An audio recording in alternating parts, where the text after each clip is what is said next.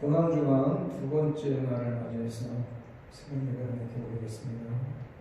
신앙 고백합니다. 전능하사 천지를 만드신 하나님 아버지를 믿사오며 그의 외아들 우리 주 예수 그리스도를 믿사오며 이는 성령으로 잉태하사 동정녀 마리아를 하시고 본디오 빌라도에게 고난을 받으사 십자가 못 박혀 죽으시고 장사한 지 사흘 만에 죽은 자 가운데서 다시 살아나시며 하늘에 오르사 전능하신 하나님 우편한 데 계시다가 주로서 산자와 죽은 자를 심판하러 오십니다. 성령을 믿사오며 거룩한 공회와 성도가 서로 교통하는 것과 죄를 사하여 주시는 것과 의미 다시 사는 것과 영원히 사는 것을 믿사옵나이다. 찬송가 311장입니다. 찬송가 311장.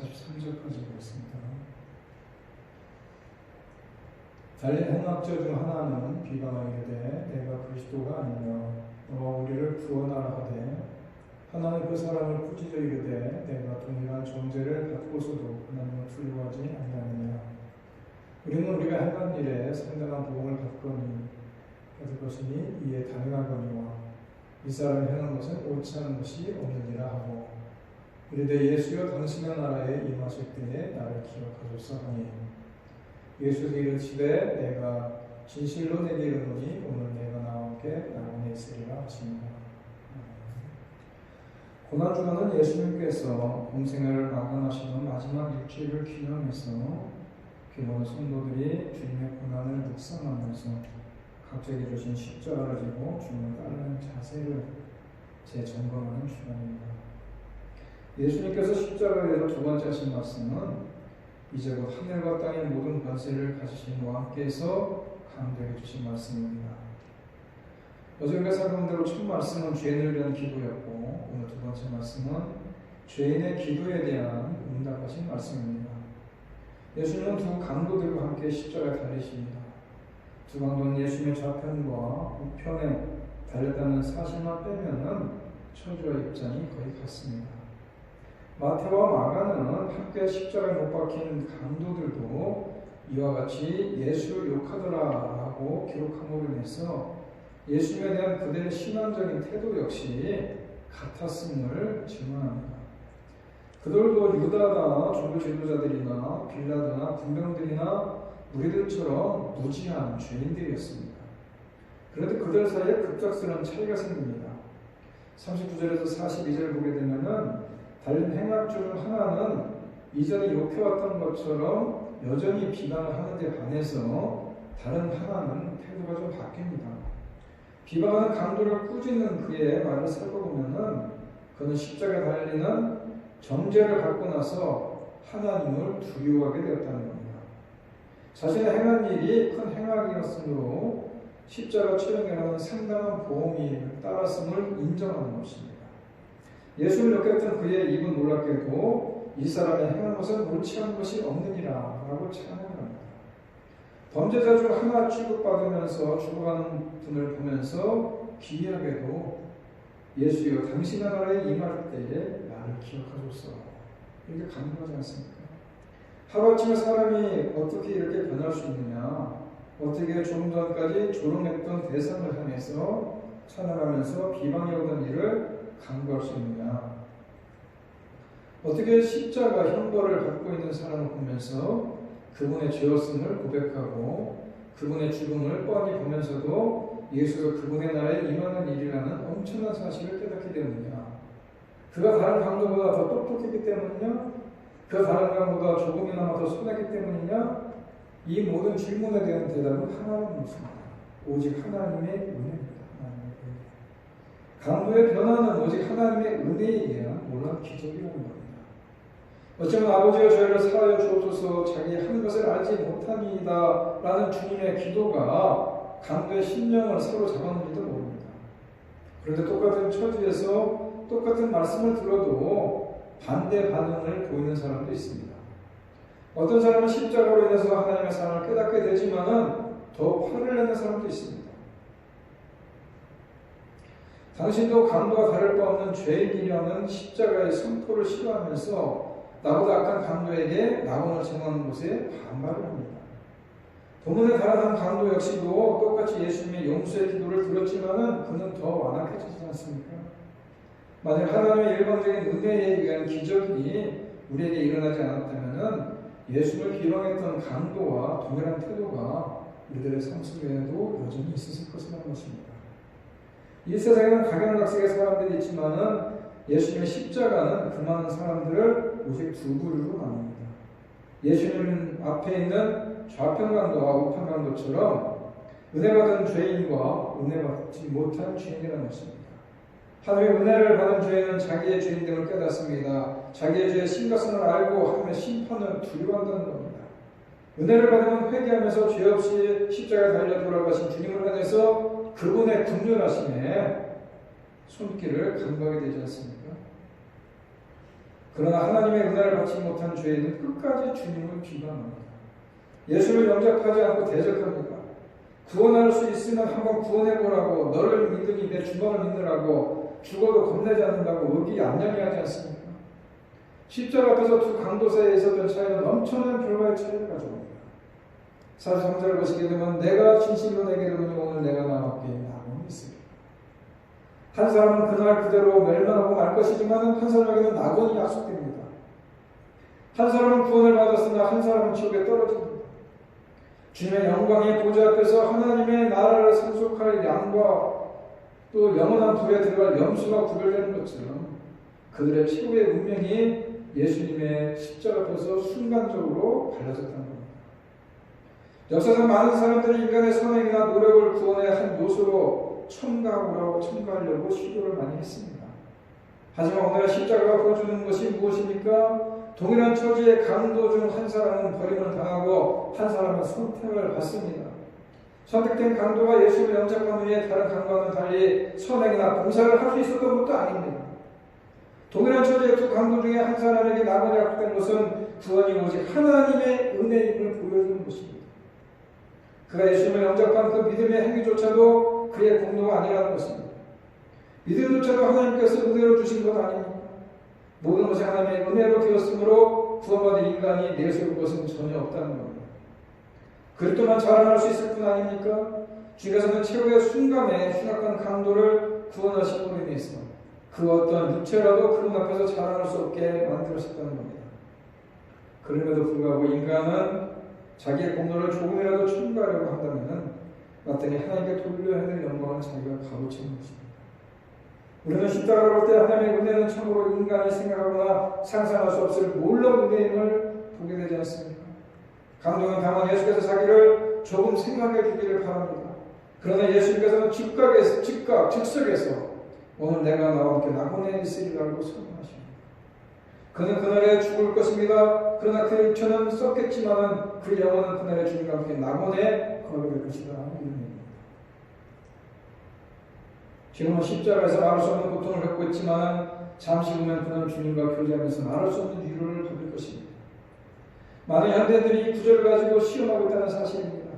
젊었을 때는 마음껏 즐기다가 늙어서 그것도 죽기 전에 강도 모양처럼 예수 믿어 천국 가게 되는 거 아니겠습니까? 강도의 경우를 믿고 까불고 있다는 사실입니다. 그렇다면 언젠가 나의 종말입니까? 나의 마지막을 아는 사람이 누가 있습니까? 오늘이라는 말은 구원의 즉각성과 현재적 의미를 강조하기 위해 사용된 단어 아닙니까? 죄인이 죽어가는 순간에 누리고 있는 믿음의 기쁨을 강조하고 그 기쁨이 죽음 이후에도 단절됨 없이 수여할 수 있는 것임을 확신한 의미로 이해되어야 된다는 겁니다. 오늘을 먼 장래로 생각하는 경향이 있지만 이 말씀을 하는 바로 그날 그 사건을 얘기한 것입니다. 자신의 죄인됨을 발견하는 오늘인 것이고 하나님의 두려운 줄을 알게 된 오늘인 것이고 자신의 결값이 당연한 것을 깨닫는 오늘인 것이고 예수님의 의를 발견하는 오늘 아니겠습니까? 영원한 세계를 바라보고 자신의 내세를 맡긴 그 오늘이 바로 오늘이라는 겁니다. 오늘이 나의 마지막이라는 자세로 들고 떨림으로 살아야 된다는 얘기입니다. 준비한 기간은 단 오늘 하루밖에 없습니다. 하나님의 십자가의 은혜를 체험할 수 있는 것도 오늘 하루라는 겁니다. 누가 내일을 장담할 수 있겠습니까? 그런데 죽기 얼마 전에 강도처럼 회개하겠다니 이처럼 어리석은 일이 어디 있겠습니까? 물론 죽게 되는이라도 회개하면 구원받을 수 있습니다. 이것이 복음이지만은 회개 자체가 내 마음대로 되는 것이 아니라는 것입니다. 무슨 얘기냐? 하나님께서 기회를 주셨을 때 가능한 것이고 더욱이 중요한 것은 그 부끄러운 구원을 받아 하늘 심판 앞에 내가 서서 나는 너를 위해서 피를 흘려 주었지만은 구원받은 너는 나를 위해서 무엇을 하다가 왔느냐고 물어본다면 뭐라고 생각하겠습니까? 우리의 인생이라는 것이 길게 여길 때도 있지만 사실은 참으로 짧다는 것입니다. 아담이 창조된 날부터 예수께서 재림하는 날까지 몽땅 다 산다고 해도 영원이라는 시간과 비교한다면 너무나 짧은 순간에 불과하다는 겁니다. 그 찰나의 시간에 예수님 십자가 앞에서 어떻게 반응을 하느냐에 따라서 영원한 삶이 결정되는 겁니다. 영원한 복락을 누릴 수도 있지만 영원한 형벌을 받을 수 있다는 겁니다. 강도에게 입혔던 은혜는 그를 영원한 형벌에서 벗어나게 하지 않습니까? 게다가 하나님의 자녀로서 하나님의 나라를 영원히 상속받게 하지 않습니까? 그의 강도의 무력과 선행으로 가능한 것입니까? 그것이 아니라는 것입니다. 구원은 산 것도 구원도 오직 하나님의 은혜이고 우리는 엄청난 하나님의 은혜에 감사하는 찬양할 뿐 아니겠습니까? 또한 은혜 받은 자가 나타내는 합당한 반응을 나타내면서 살아가고자 할 뿐 아니겠습니까? 아직도 주님을 모르고 십자가를 거부하는 분이 있다면 하나님의 은혜가 임하시길 기도해야 됩니다. 죽는 순간에 주님을 영접했던 사람은 극소수였음을 생각하고 지금 회개하고 영접할 수 있도록 해야 된다는 겁니다. 강도를 영접하신 주님께서 즉시 기쁨으로 우리를 영접해 준다는 겁니다. 사랑하는 성도 여러분, 주님 오늘 내가 너와 함께 낙원에 있으리라고 말씀합니다. 이 약속을 믿고 더욱 믿음이 굳게 서서 주 예수여 어서 오시옵소서 재림의 그날을 바라보면서 주님의 십자가의 의미를 깊이 묵상하는 귀한 날이 되기를 간절히 바랍니다.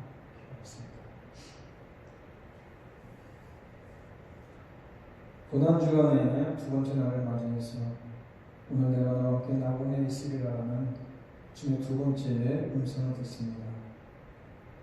똑같은 강도지만 좌편 우편에 있는 강도지만 특별히 선한 것을 행한 것도 없고 특별히 그 후에 그들이 변화된 것도 없지만 그래도 하나님의 은혜로 한편만도 믿음으로 고백함으로 낙원을 약속받았던 모습을 그치만 살펴봅니다. 구원은 나의 공로와 나의 선함으로 이루어지는 것이 아니라 하나님의 전적인 은혜임을 오늘도 우리가 기억합니다. 나를 위해서 십자가 달려 돌아가신 그 하나님의 은혜를 우리가 생각하면서 오늘 한달의 삶도 그 주님의 십자가의 의미를 더 깨닫고 생각할 수 있는 복된 시간이 되게 하여 주옵소서. 오늘도 주님이 말씀하십니다. 오늘 내가 나와 그 나방에 있습니다. 그 오늘이 먼 훗날에 있어야 되는 오늘이 아니라 바로 주님됨을 깨닫는 오늘이고 하나님의 두 면제를 알게 된 오늘인 것이고 또 예수님의 의를 발견하는 오늘인 것이고 영원한 세계를 바라보고 자신의 내세를 맡기는 것이 오늘임을 기억하게 하시고 오늘도 우리가 이 약속을 믿고 더 믿음에 굳게 서서 주님이 재림하실 때에 주 예수여 어서 오시옵소서라고 고백하고 주님을 찬양할 수 있는 우리 모든 신령들 잘 천국을 준비할 수 있는 우리 모든 신령들이 다 되게 하여 주옵소서. 예수님의 이름으로 기도드립니다. 하늘에 계신 우리 아버지여 이름이 거룩힘을 받으시오며 나라의 영광이시며 뜻이 하늘에서 이루어진 것 같이 땅에서도 이루어지리라. 오늘은 우리에게 일용할 양식을 주옵시고 우리가 우리에게 죄진 자를 사준 것 같이 우리 죄를 사하여 주옵시고 우리를 스며들게 하지 마옵시고 다만 하늘에서 구하옵소서. 대개 나라와 권세와 영광이 아버지께 영원히 있사옵나이다.